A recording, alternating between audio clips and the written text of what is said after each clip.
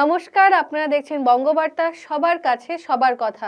18,000 যোগ্য শিক্ষকদের বলি দিয়েছে সরকার, অযোগ্য 8,000কে বাঁচাতে। মুখ ঢাকতে নানা মিথ্যা প্রতিশ্রুতিও দিয়ে চলেছে।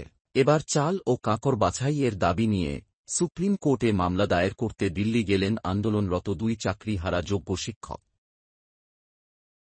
দুটো স্পেসিফিক বিষয়ে যে 22 লক্ষ চাকরিপ্রার্থী পরীক্ষার্থী ওএমআর-এর মিরর ইমেজের কপি হাইকোর্টে মামলা চলছিল, বলছে সুপ্রিম কোর্টে যা হওয়ার হবে, আমরা সুপ্রিম কোর্টে মামলা লড়ব।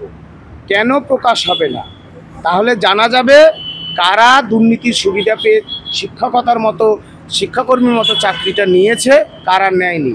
সুপ্রিম কোর্ট নির্দেশ দিয়েছে যারা ইতিমধ্যেই অযোগ্য বলে র্যাঙ্ক জাম বা এটসেট্রা অযোগ্য বলে চিহ্নিত হয়েছে, তাদেরকে রাজ্য সরকার এখনও টার্মিনেট করেনি। সুতরাং এটা আইনকে ভায়োলেশন করা।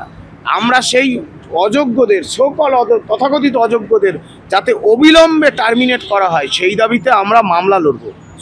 আমরা দিল্লির বিভিন্ন যারা সাংসদ আছেন, মাননীয় প্রধানমন্ত্রী আছেন, রাষ্ট্রপতি আছেন, মহামহিম রাষ্ট্রপতি, মাননীয় প্রধানমন্ত্রী, আমরা চেষ্টা করব বাংলার যোগ্য শিক্ষকদের যন্ত্রণার কথা, দুঃখের কথা তাদের সামনে, আরও অনেকের সামনে তুলে ধরার চেষ্টা করব। আমরা যখন যাচ্ছি দেখবেন আমাদের সময়টা আমরা সঠিকভাবে কাজে লাগাবো।